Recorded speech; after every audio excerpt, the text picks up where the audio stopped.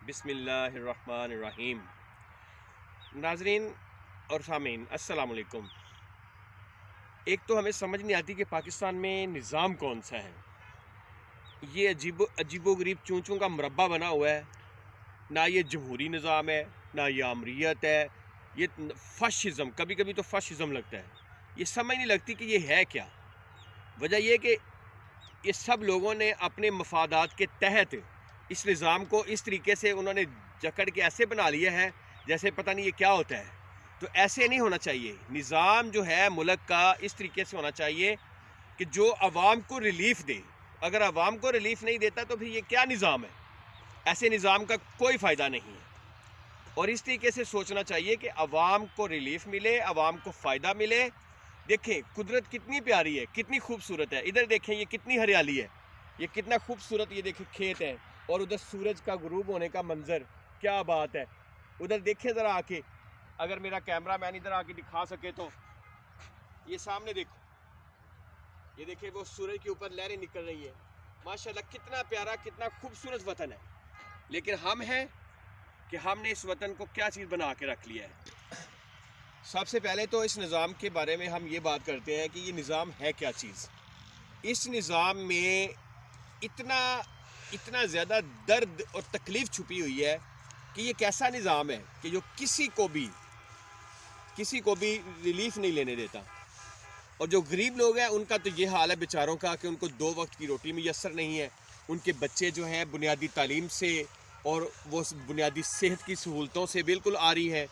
اور اس ملک میں صرف اور صرف ایک حل بچا ہے کہ یہاں پہ انقلاب برپا ہو، اور انقلاب ایسا برپا ہو کہ یہ جو تمام اشرافیہ ہے ان کے گرے بانوں سے پکڑا جائے، اور جو ہمارے یہ حقوق سلب کر رہے ہیں ان کو ایسا ان پہ اللہ تعالیٰ کا عذاب، یہ عذاب ہی ہوگا انشاءاللہ۔ جب عوام اٹھیں گے تو ان کے گریبان پکڑیں گے تو یہ عذاب ہی ہوگا، اور یہ سب دیکھیں۔ اور اس کے لیے ہم سب کو متحد ہونا پڑے گا، آپس میں ایک ہونا پڑے گا، کیونکہ یہ ساری جتنی بھی طاقتیں ہیں، جتنی بھی اسٹیبلشمنٹ ہے، چاہے وہ آرمی ہے، چاہے وہ دوسری اسٹیبلشمنٹ ہے، چاہے وہ کوئی بھی افسر شاہی ہے کسی طرح کی بھی، وہ سارے آپس میں ملے ہوئے، ان کو اتنا بھی شعور نہیں ہے کہ اس ملک سے ہم کھاتے ہیں، یہاں کا ہم پانی پیتے ہیں، یہاں کے عوام سے ہمیں سہولتیں دینے کے لیے اپنی جان و مال سے ٹیکس ادا کرتے ہیں۔ لیکن ہم نے کیا کیا اس کے ساتھ؟ ہم نے کسی کو بھی اس قابل نہیں چھوڑا کہ بیچارہ 2 وقت کی روٹی ہی کو کھا سکے۔ پہلے تو چلو غریب لوگ تو بیچارے پہلے ہی پس رہے تھے، لیکن کیا کریں، اب تو جو بالکل ایسا طبقہ ہے وہ بھی پس رہا ہے کہ ان کو جو بیچارہ بالکل درمیانہ طبقہ تھا، اب اس کا بھی یہ حال ہو گیا کہ اس کے لیے بھی اب 2 وقت کی روٹی کھانا ناممکن ہو گیا ہے۔ تو اب اس کے لیے ہمیں کیا کرنا چاہیے؟ سب سے پہلے تو یہ ہونا چاہیے کہ ہمیں آپس میں اکٹھے ہونا چاہیے، اور اکٹھے ہونے کے بعد ہمارا یہ عالم ہے کہ ہمیں یہ چاہیے کہ ہم ایک لیڈر کے تحت، ایک پورے ڈسپلن کے تحت ہم اکٹھے ہوں اور اس سسٹم کا بائیکاٹ کریں۔ جب بھی الیکشن ہو، کسی بھی حلقے میں الیکشن ہو، ہم ان الیکشنز کا بائیکاٹ کریں، ہم میں سے کوئی بھی ووٹ ڈالنے نہ جائے، تاکہ شافی کو پتہ چل جائے کہ عوام کو شعور آ چکا ہے۔ یہ جو اب کوئی بھی رہنما ہے، چاہے عمران خان ہے، کوئی بھی ہے، جو الیکشن کی بات کرتا ہے، وہ اسی سسٹم کا محافظ ہے۔ اس سسٹم کو اب تحفظ ہم نے نہیں دینا، کیونکہ جب ہم اس سسٹم کو تحفظ دیتے ہیں اس کا مطلب ہے ہم عوام کے حقوق کو بالکل ضائع کر رہے ہوتے ہیں۔ اس لیے یہ سوچنا چاہیے ہمیں، اور اس سسٹم کے خلاف ہمیں متحد ہونا چاہیے، اور جو بھی آوازیں اس کے خلاف اٹھ رہی ہیں ان کا ساتھ دینا چاہیے۔ مثال کے طور عبدالقیوم نظامی صاحب ہیں، ان کی ایک تحریک ہے، ماشاءاللہ وہ اس نظام کے خلاف نکلے ہوئے ہیں۔ اور سب سے بڑا جو شیخ الاسلام ڈاکٹر محمد طاہر القادری ہیں، ان کا بیانیہ آج سر چڑھ کر بول رہا ہے۔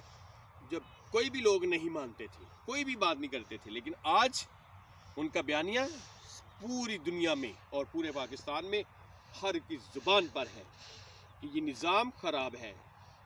کسی بھی شخص کو برائی پہ اکسانے والا اسی کا سسٹم ہوتا ہے۔ اگر سسٹم صحیح ہے تو کبھی بھی اس کو برائی پہ اکسا نہیں سکتا۔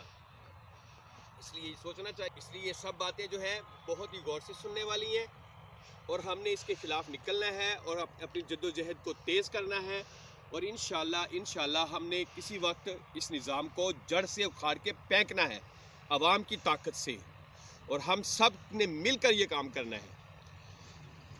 اس میں کوئی دیوبندی، وہابی، سنی، شیعہ کوئی نہیں ہے، حتیٰ کہ کوئی بھی عیسائی، ہندو کوئی بھی نہیں ہے، سب نے مل کر اس نظام کے خلاف اٹھنا ہے۔ لوگوں، یہ مذہب کی جنگ نہیں ہے، یہ ہمارے بچوں کی جنگ ہے، یہ معاشیت کی جنگ ہے۔ جو غربت ہے وہ ہر ایک کے لیے برابر ہے، چاہے وہ ہندو فیملی ہے، چاہے سکھ فیملی ہے، چاہے کوئی بھی ہے، چاہے مسلمان ہے، سب کو ایک جیسا رگڑا لگاتی ہے۔ اس لیے اس غربت کے خلاف اٹھیں اور ان ظالموں کے خلاف اٹھیں، اس افسرشاہی کے خلاف اٹھیں، جن کی جو گاڑیاں ہیں سڑکوں پر فراٹے بھرتی پھرتی ہیں، کبھی کہیں پہ غریبوں کی جو ایمبولینس بھی گزرنے نہیں دیتے، ٹریفک کو بلاک کیا ہوتا ہے۔ یہ کیا تک ہے؟ کیونکہ وہ آپ کو عوامی نہیں سمجھتے، وہ آپ کو انسان نہیں سمجھتے، بلکہ کیڑے مکوڑے سمجھتے کہ ان کی کیا اوقات ہے۔ یہی لوگ باجوہ جیسے، یہ شہباز شریف جیسے چوروں جیسے جب لندن میں جاتے ہیں تو کیا ہوتا ہے ان کا حال؟ وہاں پہ جا کے سڑک بڑے آرام سے کراس کر رہے ہوتے ہیں، ایسے ہاتھ دے کے ٹیکسیاں روک رہے ہوتے ہیں، یہاں پہ نواب صاحبوں کے آگے 15-20 گاڑیاں لگی ہوئی ہیں۔ یہ کیا طریقہ ہے ملک کو چلانے کا؟ ایسے چلاتے ہیں؟ اگر ہم سوال کریں، جو سوال کرتا ہے اس کو ارشد شریف بنا دیتے ہیں، اس کے خلاف یہ کام کرتے ہیں، ایسے نہیں چلے گا۔ اب ہر پاکستانی یہ سوال اٹھائے گا، جیسے عمران ریاض صاحب نے اٹھایا ہے، ہر بندہ یہ سوال اٹھائے گا، یہ کیوں ہے، کیسے ہے؟ جو وطن کی فوج ہے اس کا کام وطن کا دفاع کرنا ہے۔ اگر دھماکہ ہو جاتا ہے، ادھر اتنا سیکیورٹی لیبس ہے کہ پتہ کوئی نہیں ہے، اور جب انسان بندوں کو اٹھانا ہے جو ایجنسیوں کے خلاف بولتا ہے یا کسی کے خلاف بولتا ہے، اس کو 1 منٹ میں اٹھا لیتے ہیں، اس کی فون کالیں ریکارڈ ہو جاتی ہیں، لیکن جو دہشت گرد ہے ان کی کالیں ریکارڈ نہیں ہوتی۔ یہ کیا طریقہ کار ہے؟ اصل تو ان کا یہ کام تھا، یہ کام نہیں ہے کہ جو آپ کے خلاف بولے اس کو پکڑ کے اندر دے دو یا اس کے سر میں گولی مار کے اس کو شہید کر دو۔ یہ کیا طریقہ کار ہے؟ اٹھے اپنے وطن کے لیے، جان دینے کے لیے تیار ہو جائے۔ اگر آج آپ جان دیں گے تو آپ کے بچوں کا مستقبل روشن ہوگا۔ انشاءاللہ۔ پاکستان زندہ باد۔